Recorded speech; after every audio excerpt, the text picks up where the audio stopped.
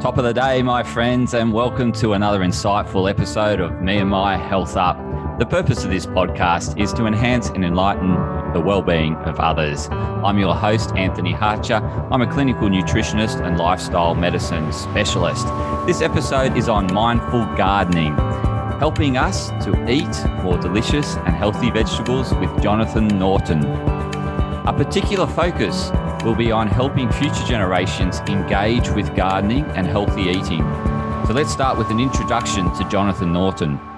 He was born in South Africa, but let's not hold that against him. Even though they're better at cricket and better at rugby than us, we certainly love our South African friends. He studied at the Nature of Conservation and Forestry at the University of Stellenbosch, Western Cape, South Africa. He managed 5-star game lodges in South Africa for 15 years and undertook ecological management of these properties. He worked on OurFarmBox in South Africa, which we're going to talk a lot about, for 5 years, developing it for rural populations to improve nutrition and well-being, with the focus on assisting HIV/AIDS sufferers, nutritional intake and efficacy of medication. He implemented 13,000 boxes into various gardens in and around Africa, Namibia, Angola, Mozambique. Mozambique, yeah. Mozambique, that's another tough one for me. Another tough one. Developed train-the-trainer programs to allow recipient communities to become self-sufficient. He migrated to Australia in 2015 and lives in Sydney. Worked and still working in a sports turf construction company where he helps create high-quality playing surfaces for our sports-loving Australians so that we can maintain our fitness and health. And he started OurFarmBox in April 2020 during COVID lockdown to provide households with fresh, homegrown, organic nutrition from a reliable and extremely low maintenance source. So welcome, Jonathan. How are you today? Thank you, Anthony. I'm very well. And sorry for all those tongue twisters in that bio there I sent you. That's all right. It's just me. Yeah, no, it's fine.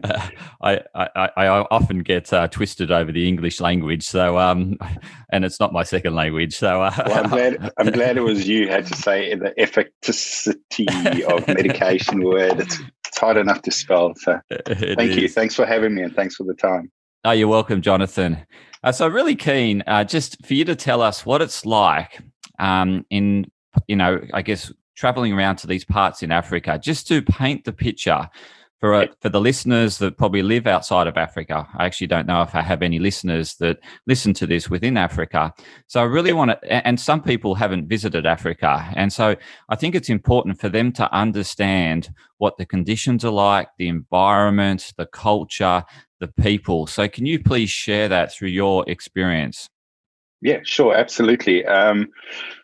The beauty of the OurFarmBox system and what we were doing with it in Africa was that within the Southern African context, most businesses are highly encouraged by government, and I use the word highly encouraged quite strongly there, to spend a certain proportion of their bottom line on corporate social responsibility projects. And we saw this as an opportunity to improve the nutritional intake of rural communities by making an offering to these corporates. And the product that we came up with had to be something that could be placed above ground. Now, to go to your question there, the reason being is that when Africa or Southern Africa was split into different areas, it has homeland trust areas that typically Black Indigenous people were placed into by the apartheid government. And in doing so, they chose probably the most inhospitable, beautiful, incredibly hilly. So people were able to have access to land, but the land they had access to was really, really poor in terms of being able to grow a crop, and a highly nutritious crop. So we decided that for that reason, we needed something that could go above the ground. When the government changed to the be more reflective of the majority of the population. That government tried to give out bags of fertilizer and implements to turn the land and improve it. But unfortunately, historical practices sort of ended up with those goods not really being used for what they were intended to be used for. So OurFarmBox was the solution. And we actually discovered in the United States of America, it was being used by a tomato farmer over there. He was a very, very large grower of cherry tomatoes. And he was in Florida, and he kept getting floods that were coming through and destroying his crop and ground. So he, again, had the same concept. You need to go above ground. And over the years, he started with cutting a 40-gallon drum in half, and then he ended up with the iteration that was a FarmBox, which was made from a injection molded plastic container. So it looks like any other gardening container that you see. But very cleverly, what he did and what we worked with in Africa was a marriage between hydroponics and agriculture. So you have people who've got a lot of land. They don't have a lot of water. It's a continent that isn't very rich in water in terms of rainfall. So we needed something that was very effective. I'm going to stumble on the words there, effective in utilizing the limited water. So it needed to be able to save water while you're using it. And it needed to be able to have a really, really high productivity that came out of it from minimal input. People didn't have the cash to go and buy fertilizer to put into it. So marrying hydroponics and agriculture, what we did was, or what Blake did in the US, was that he'd created a water reservoir at the bottom of the product. And then the plant is sitting at the top of the product. Now, gravity, as we know, pulls everything down, and water doesn't flow up unless it's in the walls of your house, in which case it'll go anywhere. But the purpose was to try and get a way to pull that water from the bottom of the box to the roots of the plant at the top. And in the US, they had access to Canadian peat moss. Now, Canadian peat moss is not a really environmentally friendly process to harvest it. We as a business said, no, we not operate like that. We want to find something more sustainable. We're in Africa. Let's modify the product to be Africa-based. And we tried sugarcane leaves, which are a big crop in Africa. We tried banana leaves, another big crop in Africa. And we ended up stumbling into coconut. And we discovered that coconut peat, which is found around the outer shell of the coconut, is a really, really good absorber of moisture. They actually use it in chemical oil spills. And it has the ability to wick 9 times its mass in moisture. So it was the perfect medium to suck moisture from the bottom to the top. It was also a highly renewable source. Plantations in Mozambique, one of the countries where we put the boxes into, they were so large that satellite imagery, they battled to tell how big they were. So yeah, we came up with that system to be the agricultural part of it. And I say quote unquote because it's a substrate. It's not a soil. So it lacks any nutrition in itself. So again, the people that were receiving it in Africa couldn't afford the fertilizer. It had to be a complete unit. And we decided that we would supply it with organic fertilizer because we all know the benefits of organic farming. It may not be as fast, but it definitely provides a better nutritional base and it's better for the environment. So we put that in as the nutrition. So we had the water, we had the substrate, and we had the nutrition in it. And we had a product that sat above the ground. And I think I'm digressing more into the actual product than what your question was. But in being able to supply something like that, the peat only breaks down after 9 years. So it had a very good longevity. So for the rural populations, and to try and go back to your question, extremely poor populations, really, really poor. Unemployment was massive, very much a hierarchical system. So you had a group of elders within a community that would live out in the hills in rural Southern Africa. And they would pretty much be the law and order within that system. They, again, were also poor themselves. And they were pretty much looking for help in any which way that they could. When we offered them the garden as a sponsored object, we gave them a list of plants that they would be able to choose from that would get planted into the boxes.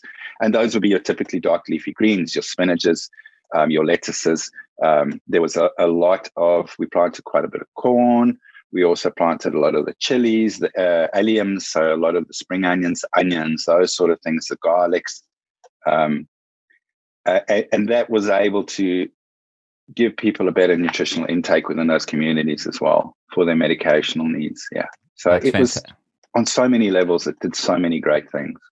And it's really had an impact on you, because I know with OurFarmBox in Australia, you give a portion of what you receive in terms of, I don't know whether it's revenue or profit, back to these communities in Africa.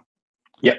So when we started up in Australia, we decided as a business that there's two other gentlemen that are really kindly helping me with it in Australia. And it was unanimous, and it had to be that 20% of our profit gets put aside, and those go to gardens both back in Africa and in Australia. Australia has been very generous in giving me citizenship in this country, and I'd love to do for it what I can do for Africa. So we're ideally hoping, and it's a big driver for us, is yes, it's a business and it needs to sustain itself, but its focus is to try and generate enough that we can be doing that good, or even better, that we can reach out to organizations that are prepared to sponsor those gardens into communities, both in Australia where it is needed and in Africa as well, because in the household context, and we've spoken about this in passing before, it has great benefit for us, in terms of having access to fresh organic produce at our back door, and we're reducing our carbon footprint. I read a lovely quote by a lady who's doing some amazing work with just pots on the side of her walk, the walkway in front of her house. And she said, these vegetables were counted in steps to my plate, not in miles. And I thought that was beautiful. And that's what we're trying to achieve, is reduce that carbon footprint at the same time.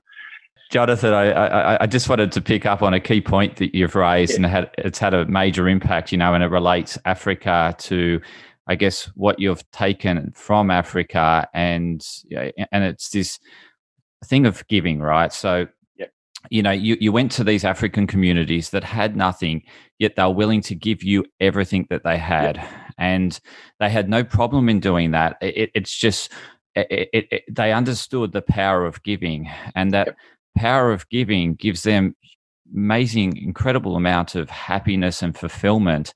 And it's something that's really lost in Western society, is that we don't understand this power of giving. And I recently read a great book by Jay Shetty on Think Like a Monk. And the key takeaway, and it's the last chapter of the book, sorry for giving away the secret, but he talks about ultimately what he took away from his period of being a monk was the act of giving. And there's so many ways in which you can give. And I just, from this conversation we've had, the key takeaway is the gratitude that you have from the act of that community towards you, that you're now reciprocating that into Australia and to Australians. And that's like 20% of your profits, which is a lot. And that's giving a lot away. And you have no issue with doing that, and you're giving it for these communities that most need it. And I really think this is fundamentally one of the important takeaways from this podcast, is what you've just brought up in terms of your experience in Africa, what it how it resonated with your soul, how you've taken that into Australia, and the way you do business, and the way you want to, and the fact that you express gratitude to the Australian government. A lot of Australian citizens complain about the government, yet you've come here from Africa, and you've come from a far worse environment. Less security, feeling more insecure, there's more political instability and hardship, and you come and you appreciate everything that Australia's given you, which is another, key takeaway, is that gratitude for what we have. It's just amazing. Australia is an incredibly beautiful country, and incredibly rich country in terms of its people. and the sort of mateship that you have here. That was a very big draw card, was the fact that people are prepared to help each other here, so fully grateful for that. And the FarmBox is a great thing, and again, we've discussed it, and I'm very happy to go into the sort of, and I've already touched on it because I'm so passionate about it and love it so much and work so closely with it. The way this little box is put together is just incredible. and it's a case of, the whole is worth more than the sum of its parts. It's beautiful. Everything harmonizes together, and on their own, they're good, but put them together and they're brilliant. And it's such a great analogy, if you can just get the right things together, each on their own is great. But when we come together, we're so much stronger and so much better. And that's what I love about it. I mean, it's just a product. It's just a means to do something, a tool to do something with. I can vouch for that. Having I'm a proud owner of two of our OurFarmBox's products, and I've embraced that with my children. So essentially, one of the key things that, as you said, it's the sum of the whole is greater than the sum of the parts in terms of the experience. But one of those parts is the assembly of the box, and my children, it entertained them during school holidays because we had different aspects of the box that we painted, and the kids then put their unique touch on each of the boxes. Beautiful. And then, we assembled it together, and then we constructed it as per the guidelines. And so they were engaging with the soil, the fertilizer. We had to go and buy seeds. And, that's another thing that it really teaches kids is delayed gratification is, you plant the seed, you don't reap the fruit that night. Absolutely. And that's, really, as you said, the whole is greater than the sum of the parts, because that what that's teaching, the value it's teaching the children, just as I sort of, was talking about that element of giving and gratitude earlier, this is another key aspect that, the box brings, is that understanding of delayed gratification for children. Because, in this Western world, again, I'm harping on about it, but, we have this tendency to think that we deserve something instantaneously, and it's instant. We need instant gratification. Hence, why social media's taken off. Because we get that instant gratification from social media. Yep. But the great things in life, and the things that we crave and want most, such as happiness and connectedness and love, is all requires this thing of putting in order to get back. So we got to give, or we got to put in and invest, and in time we'll get back. And this is what the OurFarmBox is teaching children today. Yep. Is they plant that seed, they need to put in, they need to nurture that seed, they need to water it as per your instructions. And yes, we don't need to water it all that often, which is great for Australians that often. Yeah, that's right. Yep. Exactly. But, so we don't have dying crop because, we need to water it so infrequently, which is great. But, the kids are watering it. They're in the initial stage of growing as a seedling, as you recommended to me, was to spray the sea sole on. And so we've been spraying that sea sole on. They've been doing that, and they go and check it for grubs, and they nurture it. And so they're really looking after it like a pet. So it's that connectedness with the nature, which, as we know from scientific research, is that connectedness with nature makes us more calmer, relaxed. It helps kids, be less cool-headed, less emotional, and less angry and aggressive, and that helps them sleep better. So this is, I guess getting back to what you were stating, was the whole is greater than the sum of the parts, and it's definitely present in that OurFarmBox. And I've only just touched on, an aspect that I've noticed with my children and their engagement with OurFarmBox, but there's so much more. Yeah. Absolutely. Look, it's made to be, because Australians are incredibly hardworking. They're incredibly time poor because of that. They're incredibly focused on family. So when it comes to, and what I mean by that, beyond the obvious, is that on a Saturday, they're pretty much at sport with their kids. So all they got is Sunday. Okay. And then they've got these patches of gardens that they need to try and maintain. So a lot of people don't plant up a very large garden, which is where we come from, is totally the opposite, because we are very spoiled there, in that you have very cheap labor and, bountiful supply of labor, and you have a big garden and you pay someone to look after it. So it struck me that we needed to provide a solution to that. And that was, in terms of the OurFarmBox, was a perfect fit, because you could plant it on top of your driveway. You can put it on top of your back, outside your back door, and on the balcony, the patio. A lot of people are taking them for those aspects. But the fact that you didn't have to water it, like you said, all the time, once the plants are established, that gives people a bit of peace of mind, because if you're going to go away for 3 or 4 days, who's going to water your plant? Well, the FarmBox takes care of that. You're time poor. You don't want to be rushing off and watering it every day, unless you're like us, really, really love doing that every day. So it takes care of that. It feeds the plant.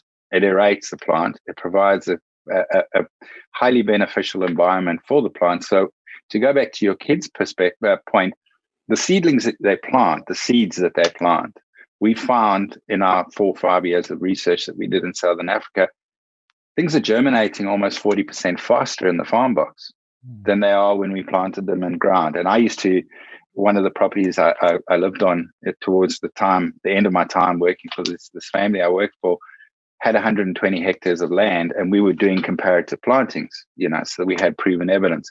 And plants were definitely germinating faster in the FarmBox because they had access to water, food, and air all the time. It's like going to a buffet table. If you sat someone down there and said, you have to eat here every day, 3 times a day, they would have more than what they need. The question is, would they be able to stop themselves, at a certain point? Plants don't take more than they need. So as long as you give it to them, they go and they focus all their energy into growth. So your seeds do germinate a lot quicker. And again, one of the things we were very, very focused on, and this is where my conservation and forestry botany training came in and helped us, and I found really exciting and challenging, was we were trying to reduce the level of stress on the plants as much as possible when we designed the box, or the contents of the box, because the box was originated from the US. So what I mean by that was we tried to keep the weed loading down. So there was that stress on the plant and that competition for nutrition. Because remember, we put the fertilizer in, and that's it. That's a set amount of fertilizer. We don't want other plants taking that from our plants.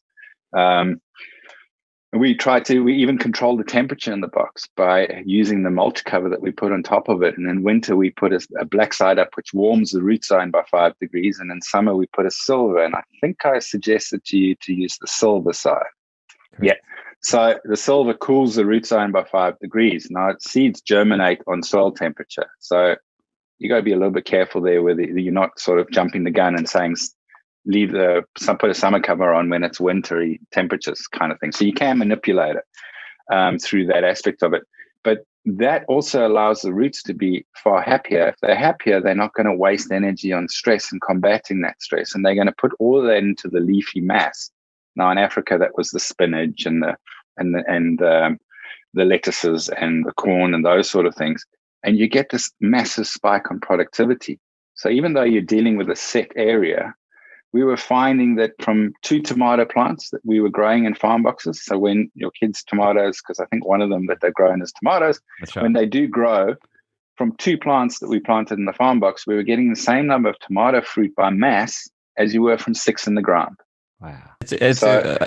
Yes. You go, Jonathan. Yeah. Sorry. So it's just a case of maximizing everything we could from the sort of 6 components that make it up to allow people to get the maximum out of it without a lot of input. So the biggest, we always joke, and I apologize if this offends, but our biggest problem with the farm box is that people use it. Yeah.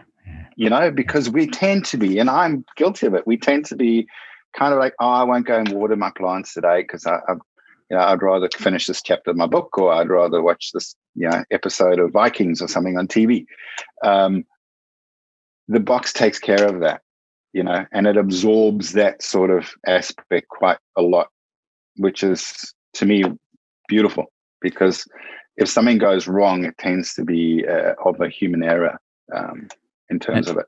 And, relating back to my kids' experience with the box, the thing that I've really noticed with them is that their observation, so their connectedness with the box around seeing these plants grow, and they wake up and they think, oh, look, it's got more leaves, it's growing flowers. And fantastic. And so they have that observation, which is really important for kids, because that takes them into the present moment. They're engaging their senses. They're not doing mindless activities, playing video games and all that. They're every morning they wake up, they see their box, and they're looking at the progress and the growth. And the other thing that the box has also taught my children is that, not every seed you plant will grow. Germinate. Germinate? That's germinate. the word. Yep. Yeah, germinate. Yeah, Yep. Perfect terminology. Yep. And so it teaches them in life, and that's a life lesson, is that, you may start something, it may not suit you, you may not thrive in that. But, you had to start, and, if you want, you can see it as a failure, but, failure is not finite. If the seed fails, we just plant another one. And eventually, and there's always learning in terms of what can I do better next time. And so we thought back as to why those seeds might have failed, because we had one box that had a 100% success rate. And then we had the other box that was probably only a 50% success rate in terms of seedlings planted to germination. Yep. And, when I sort of spoke to my kid, Ollie, I said, why do you think it is that the seeds haven't germinated? And he thinks, Daddy, I think I didn't follow the instructions correctly, and I might have put them too far under the surface of the soil. And so then next time we went back, we then followed the instructions a bit more closer and planted it a bit more closer to the surface. And, those instructions are very clear, but I wanted to give the kids a learning opportunity. I didn't want to say, this is, I'm going to do it all for you. I sort of, you read the instructions and you follow the instructions and you plant the seed. And so there was a whole lesson around them understanding why, and it might not be why it didn't germinate, because there's a multitude of factors. True. Yeah. But it's teaching them these life lessons that not every seed you sow will flourish, and not every environment you go into, you will flourish as a person. You will encounter obstacles, and this seed might not have germinated because, I don't know, it could have been the temperature, it could have been the moisture, it could have been, something that we didn't set up the box right. I don't know, or the seed itself may it may not have been I don't know, how do you explain a seed that's sort of never going to germinate? Non-viable. So you do get that. In fairness, you do get that quite often. Yeah. So, and it absolutely 100% correct. Yeah, it teaches them all of the above things. And there's a lovely saying in gardening that in gardening there are no mistakes, only experiments. Yeah. And that's, Thomas Edison said that about the light bulb. When he was questioned by, I don't know whether it was journalists or by people that were saying, hey, hang on a sec, Thomas, you've had 10,000 attempts at this light bulb. Why don't you just give up, or why didn't you give up? And he said, look, I didn't see it as a failure. I just saw it as a learning experience of how not to make a light bulb. And that's probably the same with the gardening experience is, there's just learning. And it's the same with life, that every failure teaches us a lesson. There's a learning behind that.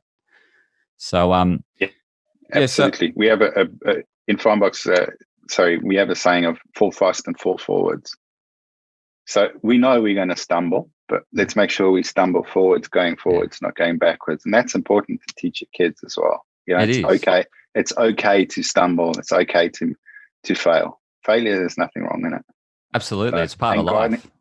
Gardening is a wonderful tool to do that. And the more we can reconnect with that, the better off they will be, instead of looking for that instant gratification on their screen. Exactly. My daughter does the same. It's like, what's the answer to this question? Oh, she'll go, ask Siri. It's like, no, you don't ask Siri. You learn, you discover, you go and find out. And kids need to realize that food doesn't come from Woolworths. It comes from a plant that grows in the ground. Whether that ground is coconut or soil, it's the same thing. It comes from a living thing. And that's a fundamental. I watched a TED talk by Jamie Oliver. It was the one about, he was concerned about the sugar consumption in the United States in terms of what was fed to the children via the canteens. And one of the things he did with the schools was go in there and educate them about fruit and vegetables, right? Because he wanted to increase the consumption of fruit and vegetables and reduce the consumption of sugar and fats. And in this TED talk, he's in a school and he holds up a potato and goes, "What's this?" And the kids Yes. stumbled. They had no idea, but they all had eaten a product of the potato, which is potato chips. They eat on a regular basis, right? But they didn't recognize where it had come from. And that actually brings up a key point for me, and something I've learned as a parent was my son Ollie. Again, I'm referring to Ollie. He wouldn't eat carrots, right? He had no interest in eating a carrot. And I don't know whether it was the look, the taste, the texture. On one occasion, we're up at my mum and dad's, and they live on 5 acres. Yep. And they have a garden, a vegetable garden, and they're growing carrots. And so mum goes, "Oh, can you go to the garden, get some carrots, get some salad ingredients for the salad we're about to prepare." And so Ollie had the opportunity to go out to the vegetable garden and to really connect with the garden. And, I'm showing him, "Oh, this is a carrot and it grows below the surface. And, this is how we extract it." And I gave him the opportunity to do that. And he's very young at this. He's probably only 3 or 4 years old. Yeah. So quite young. Could have even been 2 or 3 years old. And he took back the carrot and he could see it in its raw form with, dirt on it, its hair, or, I don't know if you had their leaves or whatever, but we brought it back to the kitchen, and then we got him to prepare the carrot for the salad. And this whole experience of extracting it from the garden, taking it to the kitchen to prepare, wash, clean, cut up, and then to eat, that whole experience engaged him or re-engaged him with carrots. And so now he eats carrots every day. He takes carrots to school. And so this is the other key thing to this FarmBox, that, this great product that you have, our FarmBox, is that it's really engaging kids with where the food comes from, the food source. They're investing time and energy into the process. It engages them through that investment of time and energy. They nurture it, they look after it. And there's an element of, when you invest time and energy, you look for validation as to, it's going to taste great, it's going to be nourishing for me, and so you start telling yourself that this is going to be awesome because I grew it, right? And so there's that. Never going to taste bad. That's right. And so if you really want, and this is for the listeners, if you want your children to eat more fruits and vegetables, grow them, get them engaged with the growing process, and they will automatically become more engaged with fruit, vegetables, and wanting to consume more of them. I think it's the best way, and it's it's not the same as going to Woolworths, running around frantically grabbing this, grabbing that, They're not having the same experience. They're not seeing this seed germinate and grow into a plant, and then over time bear fruit after them investing love, time, and attention into this plant. So there's no substitute for that. And I think the more we can engage children with the process, then the easier it is to get them to eat more fruit and vegetables. So, Jonathan, really keen for you just to share your top gardening tips. And in terms of top gardening tips, it's where typically Australians go wrong. Like, where are they stuffing up? Why their gardens fail? Or, why can't they get a good crop or yield? You may have already answered it in what we've discussed. But anyway, I'm just keen to hear it from you in terms of all the experience you have with gardening. It's a difficult question to answer. But from my learning, it is that most Australian households have got some sort of access to a back garden area, but the soil there as well is not necessarily of a good quality. So people would plant something and just expect that it would grow immediately. They would expect a sun-loving plant to grow in a shaded position and not understand the concept of that. I think we're very spoiled in terms of being able to access food easily, that not enough of us have actually engaged in that process. Those that have and have really got stuck into it, have learned along the way. I think the choice of your seedling is very, very important, depending on where you live. Australia has got the 4 climatic zones. In terms of that, there are amazing sources of information out there through the seed suppliers, through the nurseries, through the seedling suppliers of what grows best when. I find a lot of people that I interact with, and one of the offerings we do for our clients is they say they want a salad farm box, and we'll supply the plants and plant them all and then deliver it. But because people don't quite get, do I plant lettuce in winter? Do I plant it in summer? So there's this, unfortunately, this sort of disconnect there. But there are resources to overcome that. I know where we live in sort of the Balmain, sort of Roselle area, the soil has historically been, got some chemicals in it from when the different factories were in this sort of area. So there's also that aspect of it, and things just won't grow in it. And when we started our farm box, we started it very local here and sort of the Balmain area, just so that we could keep it close to heart and sort of iron out any problems along the way. And we were finding a lot of people were saying, well, this is brilliant because I can't farm in my garden because of the lead that's in the ground, for instance. But having said that, come COVID, suddenly in the first 3 months of COVID, the seedling suppliers, they were selling up to 13 million seedlings. There was like a 300% increase in seedlings sale. And I mentioned this to someone the one day who was quite a keen gardener. And I was like, oh, isn't it amazing? There's 13 million seedlings. People are getting into their own gardens at home, growing their own veggies. And they went, no, because the problem is that 300% more people, a portion of those people are just never going to be able to grow seedlings no matter what you give them. And they've got black thumbs, the so-called black thumb. And you're going to have more people put off because they think that they can't do it because they're dealing with conditions that they don't have the information for. So my gardening tips are make sure you know which climatic zone you're in, which we tend to know. Get your seedlings from a reputable supplier. There's a lot of product out there that's grown very, very fast. It's mass produced like most of our other products that we get nowadays in the current markets. Get a reliable supplier. Go to your local nursery. Don't go to a big chain store. I'm not denouncing them, but I'm just saying your local nursery tends to have their plants for longer. And by having them longer, those plants are hardier. They can withstand the temperature climates, and they tend to be in your neighborhood. So they take into account the climate in your neighborhood, and they can, supply you with much better plants.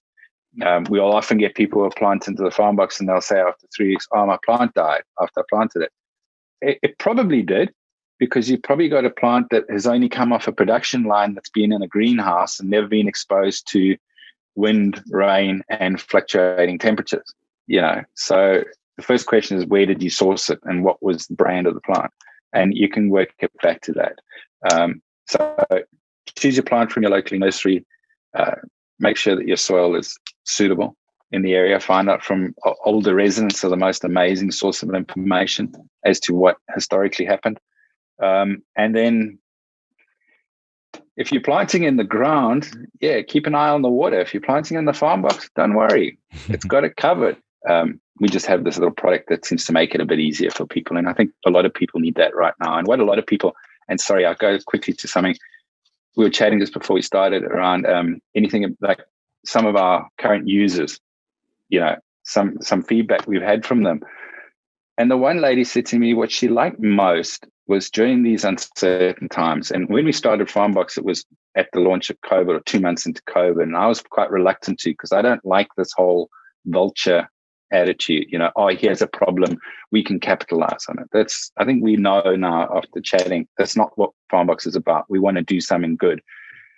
And this lady said the nicest thing she had was that she knew that at the end of a day where everything was uncertain, she could walk outside, go to her FarmBox, pick her produce, know that it would have grown, it was healthy, it was nutritious, and it was there. So there was this element of reliability at a time, and an element of certainty at a time when things were just so uncertain, and it goes to the wellness aspect of it as well. The benefits that she had in that, the calming aspect of it, and in all the chaos, there's something she actually knows is under control. And that was the key thing about COVID was focusing on what you can control. And, COVID was something that we couldn't control, but she could focus on her gardening and reaping good produce by doing the right things, doing the inputs, nurturing, taking care of it. And I can see how it would have been a huge therapeutical aid for her mental health during COVID, and anyone else that purchased the box. Now, just on that, Jonathan, we've spoken so much about this fabulous Our Farm Box. How can people connect with you and inquire about this amazing box of yours? Well, we're like I said, we only started a couple of months ago, so we're keeping it really simple to try and make sure that we can sort of underpromise and overperform. So at the moment, it's only really through the website. We do have an Instagram page at OurFarmBox, but predominantly through the website is the purchasing aspect of it. And I'll incorporate a link in the show notes so that listeners, viewers can go straight into that link and find you and contact you that way. Thank you. That's all right, Jonathan. Any concluding comments or thoughts would you like to share with the listeners and viewers? I just think that the more people we can encourage to guide, and the more we can get kids involved in this, like you say, the more they can understand where things come from. And even us adults can understand where things come from, and the actual beauty of growing something. Do it. We need to guide them more, but make sure you got the facts and speak to the right sort of people. And if you are time poor, there are solutions out there. Have a look, and it's Our Farm Box. It's a community. The word Our Farm Box was chosen on purpose because the beauty of this is that we have a community now of people that are growing and gardening and benefiting from it. And you see people on the street you didn't know before, and you've got a common conscience, so it connects. Fantastic. And I can certainly vouch for everything you've said there in terms of my experience with Our Farm Box and, engaging my children and watching them grow and learn so much about life through the Farm Box experience. And we're not too far away from reaping our first crops. Fantastic. So, the flowering's happening at the moment on the cucumber and the tomatoes. So very excited. And the basil leaves look so amazing in terms of vibrancy, the color. They just look like they're just to die for. So we can't wait to make Fantastic. some pesto with the basil. So super excited about that. So thanks, Jonathan, for sharing your wisdom, your experience with the listeners today. For the listeners, if you liked the episode, please share it with others that you think would benefit from hearing this information, this insightful information about gardening, and in particular, the wonderful work that Jonathan's done around Our Farm Box. So stay tuned for more insightful episodes of Me and My Health Up.